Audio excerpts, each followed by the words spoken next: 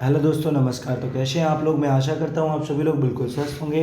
आज मैं लेके आया हूँ आपके लिए सामान्य हिंदी। सामान्य हिंदी जो कि आपके सभी भर्तियों के लिए मोस्ट इम्पॉर्टेंट है। और इसमें के टोटल 40 क्वेश्चंस हम आज रीड करने वाले हैं।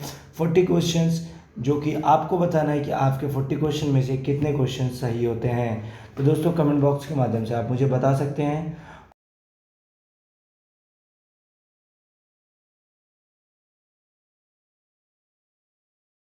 नोटिफिकेशन आपको मिलते रहे हैं। तो चलिए स्टार्ट करते हैं आज के फर्स्ट क्वेश्चन से। फर्स्ट क्वेश्चन क्या है, चलिए देखते हैं। फर्स्ट क्वेश्चन मैं थोड़ा सा जूम आउट कर देता हूँ। अभी स्टार्ट करते हैं फर्स्ट क्वेश्चन से।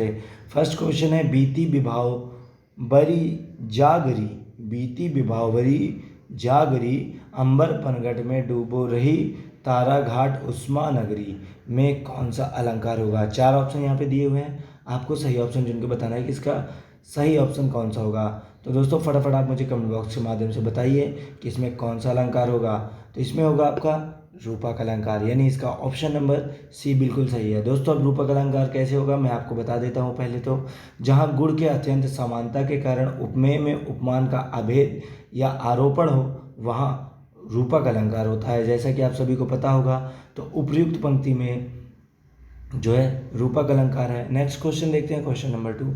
नेक्स्ट क्वेश्चन क्या कह रहा है आपका, फूले फास सकल मही छाई, जनु बरसा ऋतु प्रकट बुढ़ाई में कौन सा अलंकार है। चार ऑप्शन दिए हुए हैं आपको, एक एग्जाम्पल दिया हुआ है यहाँ पे। इस एग्जाम्पल को चुनकर आपको बताना है कि इसमें कौन सा अलंकार है, और कमेंट बॉक्स के माध्यम से आप मुझे बता सकते हैं। दोस्तों मैं इसलिए बोलता हूँ आपको कि आप कमेंट बॉक्स के माध्यम से बताइए, क्योंकि आप जब किसी भी क्वेश्चन को लेके कमेंट बॉक्स के माध्यम से मुझे बताते हैं, तब वह आपका जो है क्वेश्चन ऑटोमेटिक यानी आपके इंटरेस्ट से आपके दिमाग में 4 से 5 मिनट रन करता है, जिसकी वजह से वह आपको सदैव के लिए, हमेशा के लिए याद हो जाता है। तो लर्निंग सिस्टम बहुत अच्छा है अगर आप ऐसे लर्न करते हैं तो दोस्तों इसमें कौन सा शब्द आ गया है इस एग्जाम्पल में, देखिए तो जनु आ गया है।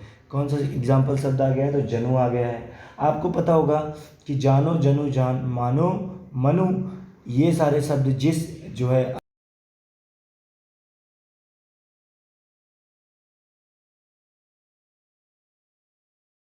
अलंकार जो है अर्थालंकार का भेद है। क्या है, अर्थालंकार का भेद है। इसकी डिफिनेशन क्या होती है, परिभाषा क्या होती है, जहाँ समानता के कारण उपमेय में उपमान, उपमेय में संभावना या कल्पना की जाए, वहाँ उत्प्रेक्षा अलंकार होता है। ठीक है दोस्तों, इसका जो सही जवाब होगा वो ऑप्शन नंबर ए होगा। नेक्स्ट क्वेश्चन देखते हैं। नेक्स्ट क्वेश्चन है क्वेश्चन नंबर 3। क्वेश्चन नंबर 3 क्या कह रहा है आपका, कमल नयन में कौन सा अलंकार है। कमल नयन में कौन सा अलंकार है, बहुत ईजी एग्जाम्पल दे दिया है कमल नयन। आपको फटाफट बताना है, कमल के समान नयन क्या क्या है, इसका जो आ, अर्थ होगा कमल के समान नयन, अर्थात यहाँ पे कौन सा अलंकार होगा। फटाफट आप कमेंट बॉक्स के माध्यम से बताइए कि यहाँ पे कौन सा अलंकार है। तो दोस्तों इसका जो सही जवाब होगा वो होगा आपका रूपक अलंकार। क्या होगा, रूपक अलंकार, जो कि अर्थ अलंकार का भेद है, यानी यहाँ पे इसका सही जवाब होगा ऑप्शन नंबर ए, रूपक अलंकार, कमल नयन। तो दोस्तों नेक्स्ट क्वेश्चन देखते हैं। नेक्स्ट क्वेश्चन क्या है, क्वेश्चन नंबर 4। क्वेश्चन नंबर 4 क्या पूछ रहा है, तत्सम शब्द का चयन कीजिए। 4 शब्द यहाँ पे दिए हुए हैं, 4 विकल्प आपके, आपको इनमें से बताना है कि तत्सम शब्द कौन सा है। आप मुझे फटाफट कमेंट बॉक्स के माध्यम से बताइए कि इनमें से तत्सम शब्द कौन सा है। तो दोस्तों इसका जो सही जवाब होगा वो होगा निर्दोष। निर्दोष जो कि आपका तत्सम शब्द है, ठीक है। और तत्सम शब्द किसे कहते हैं मैं ये भी बता दूं आज आपको। वे शब्द संस्कृत शब्दों के मूल रूप में ही हिंदी में प्रयुक्त होते हैं, उन्हें हम तत्सम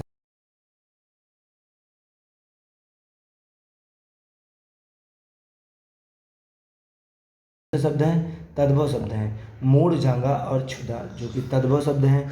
नेक्स्ट क्वेश्चन देखते हैं। क्वेश्चन नंबर है आपका 5। क्वेश्चन नंबर 5 क्या कह रहा है, तद्भव शब्द का चयन कीजिए। तद्भव शब्द का चयन करना है, 4 ऑप्शन दिए हुए हैं आपके, सही ऑप्शन आपको चुन के बताना है कि तद्भव शब्द कौन सा है। फटाफट आप मुझे बताइए कमेंट बॉक्स के माध्यम से कि इनमें से तद्भव शब्द कौन सा होगा। दोस्तों ये UPSI, UP police constable, SSC GD, PET exam, लेखपाल भर्ती और आने वाली सभी भर्तियों के लिए अति महत्वपूर्ण प्रश्न हैं। तो तद्भव शब्द का चयन कीजिए, तद्भव शब्द कौन सा है, फटाफट बताइए आप इनमें से। तो हाथ जो है, हाथ क्या है, तद्भव शब्द है, अर्थात इसका ऑप्शन नंबर डी जो है बिल्कुल सही हो जाएगा। हाथ तद्भव शब्द है। ठीक है, चलते हैं नेक्स्ट क्वेश्चन की तरफ। क्वेश्चन नंबर 6 है, सही विलोम शब्द छांटिए।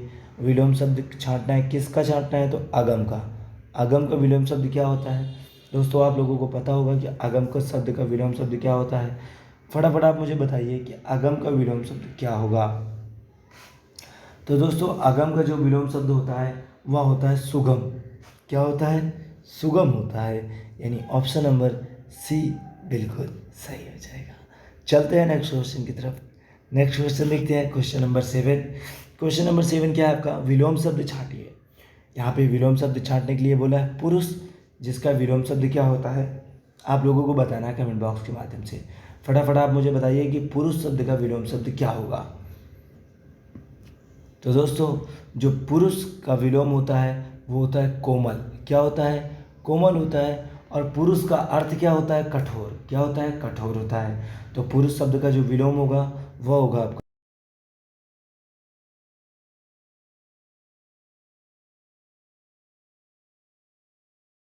क्वेश्चन नंबर 8 क्या कह रहा है आपका, सॉरी थोड़ा सा वीडियो मैं पुश कर रहा हूँ। हाँ, तो क्वेश्चन नंबर 8 क्या है आपका, इसमें भी विलोम शब्द छांटना है। क्वेश्चन नंबर 8 में विलोम शब्द छांटना है, किसका छांटना है, मौखिया का, मौखिक का, सॉरी मौखिक लिखा हुआ है, थोड़ा सा ब्लर हो रहा है आपके पीडीएफ फाइल में, तो मौखिक लिखा हुआ है, तो विलोम शब्द छांटना है मौखिक का। मौखिक का विलोम शब्द क्या होता है, तो दोस्तों फटाफट आप मुझे कमेंट बॉक्स के माध्यम से बताइए कि मौखिक का विलोम शब्द क्या होगा। तो दोस्तों इसका जो सही उत्तर होगा वो होगा मौखिक। जो शब्द होता है तो उसका मतलब होता है आपका जो है मॉक टेस्ट समझ सकते हैं आप, और या कह सकता हूँ मैं हिंदी में कह सकता हूँ तो मौखिक का मतलब जो मुंह से पूछा जाने वाला या मुंह से बताने वाली चीज़ होती है उसे हम मौखिक कहते हैं। तो मौखिक का जो विलोम शब्द होगा वह होगा लिखित। क्या होगा, लिखित, अर्थात इसका ऑप्शन नंबर ए बिल्कुल सही हो जाएगा। नेक्स्ट क्वेश्चन है क्वेश्चन नंबर 9, शुद्ध वर्तनी का चयन कीजिए। 4 ऑप्शन यहाँ पे दिए हुए हैं, आपको सही ऑप्शन चुन के फटाफट कमेंट बॉक्स के माध्यम से बताना होगा कि 4 ऑप्शन में से सही ऑप्शन कौन सा होगा। तो दोस्तों देखते हैं, शुद्ध वर्तनी का चयन करना है, क्वेश्चन नंबर 9 है आपका, और शुद्ध वर्तनी का चयन यहाँ पे 4 ऑप्शन दिए हैं। आप मुझे बताइए जल्दी से जल्दी कि कमेंट बॉक्स में शुद्ध वर्तनी क्या है। तो इसमें जो चिन्ह लिखे हुए हैं, चिन्ह 4 प्रकार से लिखे हुए हैं, शुद्ध कौन सा है उनमें से आपको चुनना है। तो दोस्तों जो शुद्ध लिखा हुआ है वह लिखा हुआ है ऑप्शन नंबर बी में, यानी आपका ऑप्शन नंबर बी बिल्कुल सही हो जाएगा, क्योंकि चिन्ह जो है ऐसे ही शुद्ध प्रकार से लिखा जाता है। नेक्स्ट क्वेश्चन है, शुद्ध वर्तनी शब्द का चयन कीजिए। फिर से पूछा हुआ है, यहाँ पे सांझी, परिधि, धैर्य और धंधु दिया हुआ है। आपको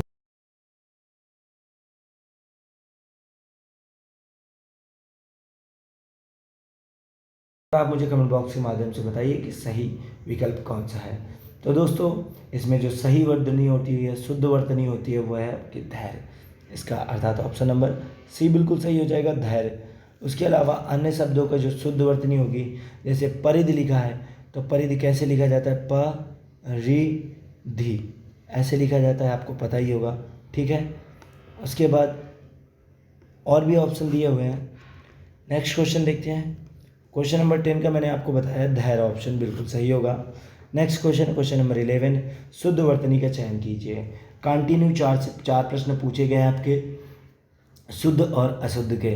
अब ये आपका यूपीएसआई का पेपर है जो मैं आपका पेपर आज करवा रहा हूँ। यूपीएसआई यानी दरोगा भर्ती के क्वेश्चन। अब दरोगा भर्ती के क्वेश्चन आप देख सकते हैं ये कैसे क्वेश्चन है, और ये मोस्ट इंपॉर्टेंट क्वेश्चन है दोस्तों। शुद्ध वर्तनी का चयन करना है आपको। 4 ऑप्शन, 4 विकल्प दिए हुए हैं आपको सही ऑप्शन चुन के बताना है कि शुद्ध विकल्प कौन सा है।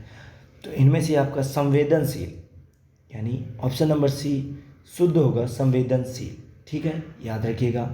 और जो कर्तव्य होता है वह यहाँ पे अशुद्ध लिखा हुआ है। निश्चिंत में जो ना लिखा होता है वो च के ऊपर लिखा होता है, अर्थात निश्चिंत। और गिरावी में, ये गिरावी भी गलत है, क्योंकि जो गिरावी होता है वो आपका गिरावी होता है। ठीक है, याद रखिएगा। नेक्स्ट क्वेश्चन है क्वेश्चन नंबर 12। क्वेश्चन नंबर 12 क्या कह रहा है आपका, हर एक काम को देर से करने वाला के लिए एक शब्द चुनिए। क्या कह रहा है? हर एक काम को देर से करने वाले के लिए कोई एक शब्द चुनिए। 4 विकल्प दिए हुए हैं, आपको सही विकल्प चुन के बताना है कि वह कौन है जो है हर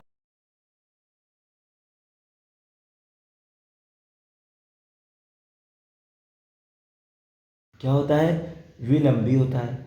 विलंबी मतलब हर कार्य देर से करने वाले को क्या कहते हैं? विलंबी कहते हैं। अर्थात ऑप्शन नंबर सी बिल्कुल सही हो जाएगा। नेक्स्ट क्वेश्चन है क्वेश्चन नंबर 13। बहुत पढ़ी लिखी महिला या वाक्य है के लिए एक शब्द चुनिए। यानी जो बहुत पढ़ी लिखी हुई महिला होती है उसको क्या कहते हैं? तो उसको क्या कहते हैं दोस्तों? फटाफट आप मुझे कमेंट बॉक्स के माध्यम से बताइए। तो दोस्तों जो बहुत पढ़ा लिखा आदमी होता है उसे हम विद्वान कहते हैं। क्या कहते हैं? विद्वान। और अगर जो बहुत पढ़ी लिखी हुई महिला होती है तो उसे हम क्या कहेंगे? तो उसे हम कहेंगे जो है विदुषी। क्या कहेंगे? विदुषी। अर्थात ऑप्शन नंबर बी बिल्कुल सही हो जाएगा। नेक्स्ट क्वेश्चन देखते हैं। नेक्स्ट क्वेश्चन क्या है आपका? नेक्स्ट क्वेश्चन है आपका 14। मारुत शब्द का पर्यायवाची शब्द छांटिए। ठीक है, 4 ऑप्शन दिए हुए हैं आपके यहाँ पे, तो आपको सही विकल्प चुन के बताना है कि मारुत शब्द का पर्यायवाची शब्द कौन सा है। फटाफट आप मुझे कमेंट बॉक्स के माध्यम से बताइए कि मारुत शब्द का पर्यायवाची शब्द क्या है। तो मारुत किसको कहते हैं? वायु को कहते हैं। ठीक है, तो मारुत का जो सही पर्यायवाची शब्द होगा वह होगा आपका वायु। अर्थात ऑप्शन नंबर ए बिल्कुल सही हो जाएगा, वायु। अब वायु के जो और पर्यायवाची होते हैं मैं वो भी बता देता हूँ आपको। हवा, अनिल, समीर, वात, श्वासन, ये सारे वायु के पर्यायवाची शब्द होते हैं। नेक्स्ट क्वेश्चन है क्वेश्चन नंबर 15। व्योम का पर्यायवाची शब्द छांटिए। व्योम आपको पता है, व्योम किसे कहते हैं? आपको मैं बता चुका हूँ। अगर आप लोग यूपीएससी भर्ती की तैयारी करें तो ऐसे क्वेश्चन आपके जो है जबान पे होने चाहिए ताकि आप देखते ही तुरंत पकड़ लें। ठीक है, क्योंकि इतना समय नहीं होगा वहाँ पे समझने के लिए आपके।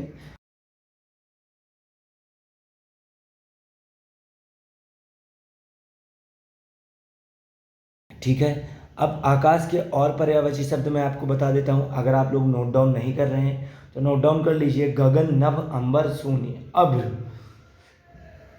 ये सारे जो है आकाश के पर्यायवाची होते हैं। गगन, नभ, अंबर, शून्य। ठीक है, याद रखिएगा। नेक्स्ट क्वेश्चन क्या है? Question number 16। क्वेश्चन नंबर 16 क्या कह रहा है? पद्मावत किसकी रचना है? 4 ऑप्शन दिए हुए हैं आपके यहाँ पे, आपको सही ऑप्शन चुन के बताना है कि इसमें पद्मावत जो है किसकी रचना है। फटाफट आप मुझे कमेंट बॉक्स के माध्यम से बताइए कि पद्मावत किसकी रचना है। तो दोस्तों पद्मावत जो रची गई रचना है वह जयसी की है। किसकी है? जयसी की है। अर्थात ऑप्शन नंबर डी बिल्कुल सही हो जाएगा, जयसी। ठीक है, अब जयसी यहाँ पे दिया हुआ है ऑप्शन में। जयसी का पूरा नाम भी कभी कभी पूछ लेता है, तो इनका जो पूरा नाम था वो था मलिक मोहम्मद जयसी। क्या था? मलिक मोहम्मद जयसी। और ये भक्ति काल के सूफी कवि थे। कब के थे ये? तो ये भक्ति काल के सूफी कवि थे। नेक्स्ट क्वेश्चन है क्वेश्चन नंबर 17। महाभारत किसकी रचना है? महाभारत किसकी रचना है? तो आपको बताना है। आपको वैसे पता ही होगा महाभारत किसकी रचना है। 4 ऑप्शन दिए हुए हैं आपके, आपको बताना है कि इनमें से सही ऑप्शन कौन सा होगा। फटाफट आप मुझे कमेंट बॉक्स के माध्यम से बता सकते हैं। तो दोस्तों महाभारत किसकी रचना है? आप फटाफट बताइए। तो दोस्तों जो महाभारत रचना है वो वेद व्यास की है। किसकी है? वेद व्यास की रचना है। किसकी है? वेद व्यास की, याद रखिएगा। और महाभारत का जो प्रारंभिक नाम था वो था जय संहिता। क्या था? जय संहिता, यानी वेद व्यास। आपका ऑप्शन नंबर डी बिल्कुल सही हो जाएगा, वेद व्यास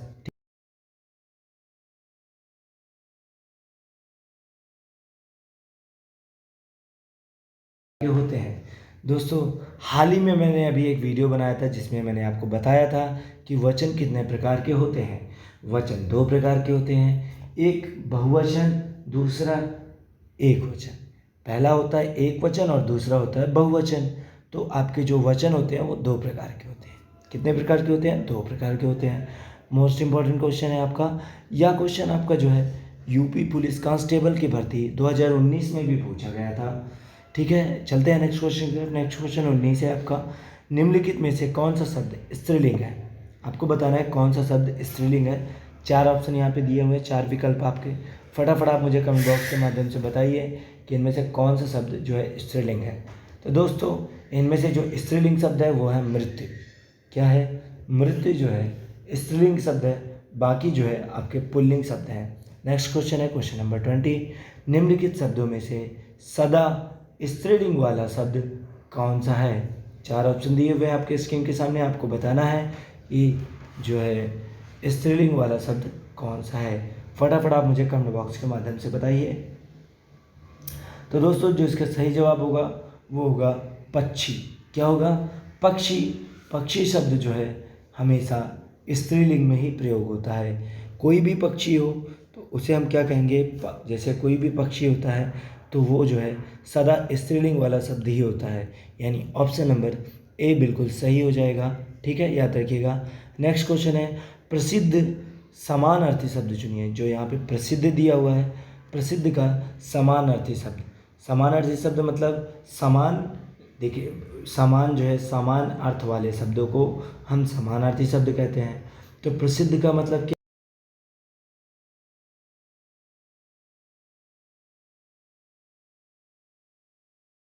विख्यात कह सकते हैं। तो दोस्तों इसका जो सही ऑप्शन होगा वो होगा विख्यात। ऑप्शन नंबर डी बिल्कुल सही होगा, विख्यात। चलते हैं नेक्स्ट क्वेश्चन की तरफ। नेक्स्ट क्वेश्चन क्या है आपका? नेक्स्ट क्वेश्चन है आपका 22। उपादान क्या दिया हुआ है यहाँ पे? उपादान का समानार्थी शब्द छाटिए। उपादान का समानार्थी शब्द छाटना है आपको। 4 विकल्प दिए हुए हैं आपके, आपको सही विकल्प चुन के बताना है कि उपादान का समानार्थी शब्द कौन सा होगा। तो उपादान का दोस्तों जो समानार्थी शब्द होता है वह होता है आपका साधन। क्या होता है? साधन होता है, अर्थात आपका ऑप्शन नंबर डी बिल्कुल सही हो जाएगा। दोस्तों आप लोग इन क्वेश्चनों को अगर पढ़ रहे हैं तो आप नोट डाउन कर लीजिए, या कोई हिंदी की आप एक स्पेशल जो है नोटबुक बना लीजिए, जिससे ऐसे क्वेश्चन जो कि आपके मोस्ट इंपॉर्टेंट क्वेश्चन हैं और ये आपके सभी भर्तियों में आते हैं। मैं आपको बता भी चुका हूँ बहुत बार कि मैं वही क्वेश्चन आपके लेके आता हूँ जो कि आपके सभी पेपर में पूछे गए प्रश्न हैं। नेक्स्ट क्वेश्चन है आपका 23 क्वेश्चन क्या कह रहा है आपका? अंगूठा चूमना मुहावरे का अर्थ क्या हो? अंगूठा चूमना मुहावरे का अर्थ क्या होता है? 4 ऑप्शन दिए हुए हैं, आपको सही विकल्प चुन के बताना है कि अंगूठा चूसना मुहावरे का अर्थ क्या होता है। फटाफट आप मुझे कमेंट बॉक्स के माध्यम से बताइए कि अंगूठा चूसना मुहावरे का अर्थ क्या होता है। तो वो होता है खुशामद करना। क्या होता है? खुशामद करना, यानी आपका जो है ऑप्शन नंबर इसका डी बिल्कुल सही हो जाएगा, खुशामद करना। ठीक है, याद रखिएगा। नेक्स्ट क्वेश्चन है 24। अंगारों पर लौटना मुहावरे का अर्थ बताइए। मुहावरे का अर्थ है अंगारों पर लौटना का अर्थ क्या होता है? फटाफट आप मुझे कमेंट बॉक्स के माध्यम से बताइए।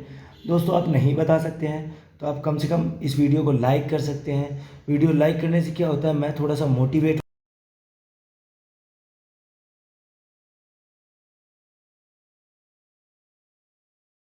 क्या होता है। 4 विकल्प दिए हुए हैं, आपको सही विकल्प चुन के बताना है दोस्तों। तो अंगारों पर लौटना का मतलब होता है दुख सहना। क्या होता है? दुख सहना, यानी ऑप्शन नंबर बी बिल्कुल सही हो जाएगा, दुख सहना। ठीक है, याद रखिएगा। नेक्स्ट क्वेश्चन है 25। नेक्स्ट क्वेश्चन है 25 क्वेश्चन क्या है? अपना रंग जमाना मुहावरे का अर्थ क्या है? 4 ऑप्शन आपके दिए हुए हैं, आपको सही विकल्प चुन के बताना है कि मुहावरे का अर्थ क्या होगा अपना रंग जमाना। ठीक है, तो फटाफट आप मुझे कमेंट बॉक्स के माध्यम से बताइए कि इसका सही ऑप्शन क्या होता है। तो दोस्तों अपना रंग जमाने का जो अर्थ होता है वो होता है प्रभावित करना। क्या होता है? प्रभावित करना होता है, अर्थात जब हम किसी को प्रभावित करते हैं तो लोग कहते हैं ना इसने वहाँ पे अपना रंग जमा लिया।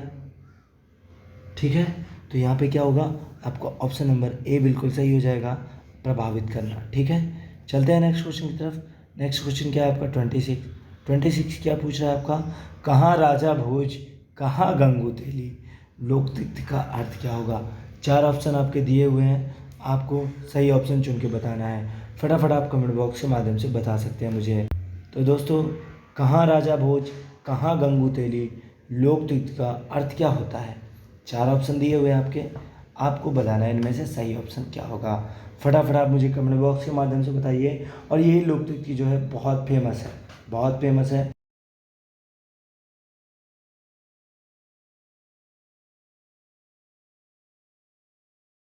शांत होना। अगर इसका हम जो है अर्थ बताऊं तो जो है ये होता है कि कोई प्रचलित उक्ति जो है उक्ता की बड़ी बात को संक्षिप्त रूप से पूर्णतः स्पष्ट कर देती है। ठीक है, याद रखिएगा। यानी किसी बड़ी चीज़ की तुलना में किसी छोटी चीज़ की तुलना करना, जैसे कि कहाँ अखिलेश यादव और कहाँ तिवारी जी। ठीक है, मैं एक एग्जाम्पल दे रहा हूँ, एक उदाहरण दे रहा हूँ। ठीक है, अगर कोई तिवारी है तो बुरा ना मानिएगा, क्योंकि मैं भी तिवारी हूँ। नेक्स्ट क्वेश्चन देखते हैं। नेक्स्ट क्वेश्चन क्या है आपका 27, आम के आम गुठलियों के दाम लोकतुक्तियों का अर्थ क्या होगा। फटाफट आप बताइए कमेंट बॉक्स के माध्यम से कि आम के आम गुठलियों के दाम लोकतुक्ति का अर्थ क्या होता है। 4 ऑप्शन दिए हुए हैं आपके यहाँ पे, आपको सही ऑप्शन चुन के बताना है। तो दोस्तों इसका जो सही जवाब होगा, आम के आम और गुठलियों के दाम मतलब दोहरा लाभ देना। क्या होता है, दोहरा लाभ देना। एक तो हम आम बेचकर भी उतने पैसे कमा लिए और गुठलियाँ बेचकर भी उतने पैसे कमा लिए। समझ रहे हैं ना आप, जैसे केले बेचकर भी पैसे कमाए जाते हैं और केले के पत्ते बेचकर भी वैसे पैसे कमाए जाते हैं। तो इसे कहते हैं दोहरा लाभ। इसका अर्थ पूछा हुआ है, वाक्य प्रयोग नहीं पूछा हुआ है, नहीं मैं आपको वाक्य प्रयोग भी बताता। तो दोहरा लाभ अर्थात ऑप्शन नंबर सी बिल्कुल सही हो जाएगा। नेक्स्ट क्वेश्चन है 28, राम नाम जपना पराया माल अपना लोकतुक्ति का अर्थ क्या है। ठीक है, याद रखिएगा 4 ऑप्शन दिए हुए आपके, इसका सही जो है अर्थ बताना है आपको। राम नाम जपना पराया माल अपना, बहुत सुना होगा आप लोगों ने इसके बारे में। तो इसका सही अर्थ आज आप लोग फटाफट कमेंट बॉक्स के माध्यम से बताइए क्या होता है। तो दोस्तों इसका जो सही अर्थ होगा वो होगा धोखे से धन जमा करना। क्या होता है, धोखे से धन जमा करना, यानी ऑप्शन नंबर सी बिल्कुल सही हो जाएगा, धोखे से धन जमा करना।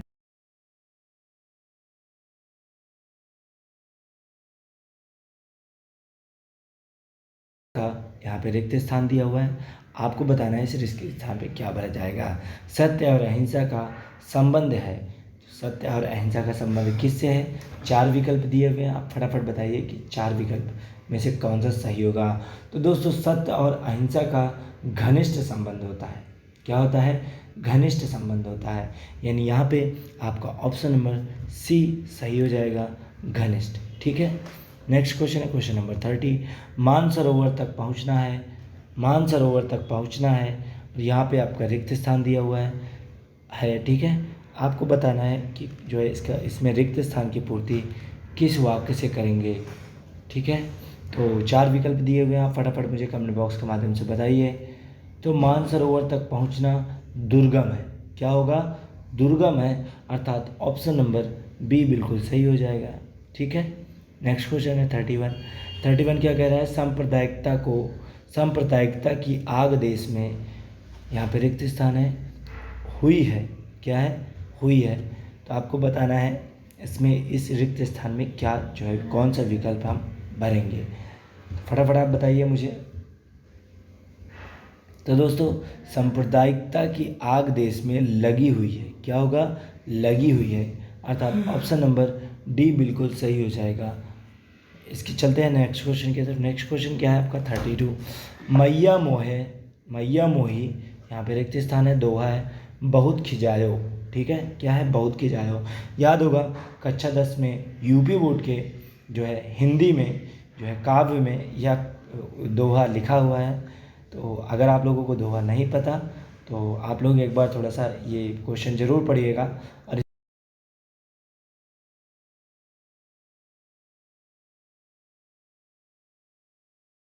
देता हूँ आपको, मैया मोही दाऊ, यानी दाऊ किसे कहते हैं, बड़े भाई को, दाऊ बहुत खिजायो। ठीक है, मैया मोही दाऊ बहुत खिजायो। तो यहाँ पे जो विकल्प भरा जाएगा वो होगा आपका ऑप्शन नंबर बी। ठीक है, नेक्स्ट क्वेश्चन है 33, हिंदी भाषा में कितने काल होते हैं। 4 ऑप्शन दिए हुए हैं, आपको बताना है फटाफट कि हिंदी भाषा में कितने काल होते हैं। आप बताइए फटाफट कमेंट बॉक्स के माध्यम से कि हिंदी भाषा में कितने काल होते हैं। बहुत ईजी क्वेश्चन है और बहुत इंपॉर्टेंट क्वेश्चन है आपका। तो दोस्तों हिंदी भाषा में 3 काल होते हैं। 3 काल में कौन से होते हैं आपके, वर्तमान काल, भूतकाल, भविष्य काल। ठीक है, अगर इंग्लिश में बात करें तो इंग्लिश में भी होता है present tense, past tense, future tense. ठीक है, तो इसके कितने, इसका ऑप्शन नंबर आपका सी बिल्कुल सही हो जाएगा, 3 होते हैं काल। ठीक है, नेक्स्ट क्वेश्चन है 34 क्वेश्चन क्या कह रहा है आपका, 34 क्वेश्चन रीड करते हैं। 34 है, कौन सा शब्द क्रिया नहीं है, कौन सा शब्द क्रिया नहीं है? ठीक है, बताइए फटाफट कमेंट बॉक्स के माध्यम से, क्रिया कौन सा शब्द नहीं है? ठीक है, तो दोस्तों यहाँ पे जो छाया लिखा हुआ है यानी ऑप्शन नंबर बी, छाया क्रिया नहीं है। चलना एक प्रकार की क्रिया होती है, लिखवाना एक प्रकार की क्रिया होती है, और गिरवाना एक प्रकार की क्रिया होती है। क्योंकि चलना यानी आप किसी कहीं ना कहीं कार्य कर रहे हैं, ठीक है, और जो छाया है, जो छाया दी हुई है यहाँ पे, तो छाया क्या है आपका? तो छाया है आपका जो है ये संज्ञा है, क्रिया ना होकर संज्ञा है। ठीक है, याद रखिएगा। नेक्स्ट क्वेश्चन है 35, भूतकाल के कितने प्रकार होते हैं? फटाफट बताइए कमेंट बॉक्स के माध्यम से कि भूतकाल के कितने प्रकार होते हैं। तो दोस्तों सामान्यतः 6 प्रकार के होते हैं भूतकाल, यानी ऑप्शन नंबर इसका सी सही हो जाएगा। 6 प्रकार के कौन कौन से होते हैं मैं आप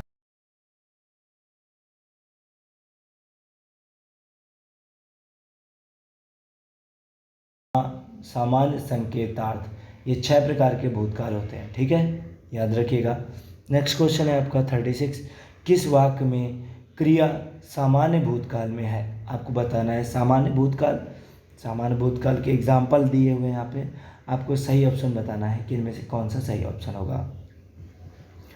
तो दोस्तों इसका जो सही जवाब होगा वह होगा उसने पुस्तक पढ़ी, या क्या होगा आपका सामान्य भूतकाल, उसने अभी अभी पुस्तक पढ़ी।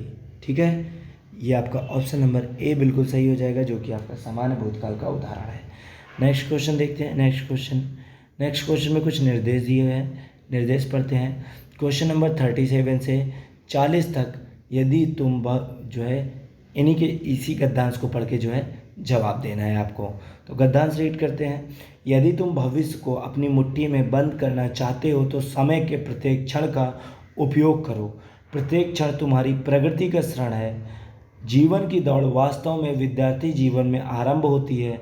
जिन विद्यार्थियों की दृष्टि दूर भविष्य के क्षितिज में अपने लक्ष्य को ढूंढने में लगी होती है वे विश्राम नहीं किया करते।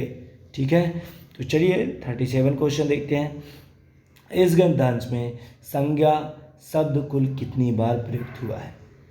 संज्ञा शब्द कितनी बार प्रयुक्त हुआ है? गद्यांश आपकी स्क्रीन के सामने है, आप लोग इसका स्क्रीनशॉट भी ले सकते हैं और सेव भी कर सकते हैं वीडियो को। तो इस गद्यांश में संज्ञा शब्द का कितनी बार प्रयोग हुआ है आप मुझे बताइए फटाफट कमेंट बॉक्स के माध्यम से। तो दोस्तों जो कुल जो है 14 बार प्रयुक्त हुआ है। कितनी बार प्रयुक्त हुआ है? 14 बार, अर्थात ऑप्शन नंबर ए बिल्कुल सही हो जाएगा। अगला प्रश्न है, इस गद्यांश में से कौन सा शब्द क्रियार्थक संज्ञा है? चुनिए, तो क्रियार्थक संज्ञा कौन सा है? फटाफट आप मुझे कमेंट बॉक्स के माध्यम से बताइए कि इनमें से कौन सा विकल्प आपका जो है सही होगा जो कि क्रियार्थक हो। तो वह है आपका गणना। गणना ऐसा शब्द है जो किया जाता है। क्या होता है? किया जाता है, अर्थात आपका ऑप्शन नंबर बी बिल्कुल सही हो जाएगा, यह क्रियार्थक शब्द होता है। नेक्स्ट क्वेश्चन है 39 क्वेश्चन क्या कह रहा है आपका?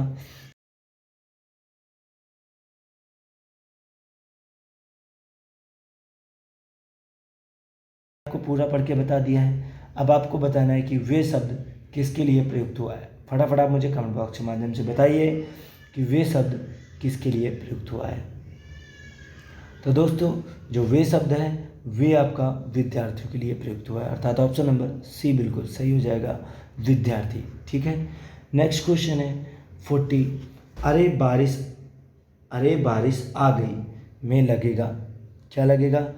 यह वाक्य दिया हुआ है और इसके आगे कौन सा चिन्ह लगेगा आप लोगों को बताना है। 4 चिन्ह आपके स्क्रीन के सामने दिए हुए हैं, आपको फटाफट कमेंट बॉक्स के माध्यम से बताना है कि इनमें से कौन सा चिन्ह लगेगा। तो दोस्तों अरे बारिश आ गई है के आगे लगेगा विस्मादी बोधक चिन्ह। अब विस्मादी बोधक चिन्ह क्या होता है मैं आपको बता दूं। विस्मादी बोधक चिन्ह होता है आपका पूर्ण विराम होता है पूरा और उसके नीचे एक छोटी सी बिंदी रखी होती है। ठीक है, तो यहाँ पे कौन सा विस्मादी बोधक है? तो वह है आपका ऑप्शन नंबर बी बिल्कुल सही हो जाएगा। तो दोस्तों ये थे आज के टॉप 40 क्वेश्चन। कैसे लगे आपको टॉप 40 क्वेश्चन आप मुझे कमेंट बॉक्स के माध्यम से ज़रूर बताइएगा। और अगर आपके फ्रेंड सर्कल या आपके फैमिली ग्रुप में कोई भी यूपीएसआई, एसएससी, जीडी या पेट एग्ज़ाम या फिर यूपीपी कांस्टेबल या फायरमैन या मैं बात करूं लेखपाल या वीडियो भर्ती की वैकेंसियाँ देख रहा है तो उनके लिए ये वीडियो मोस्ट इम्पॉर्टेंट है और उनको आप ज़रूर शेयर कीजिएगा। Thanks for watching my video guys, thank you so much.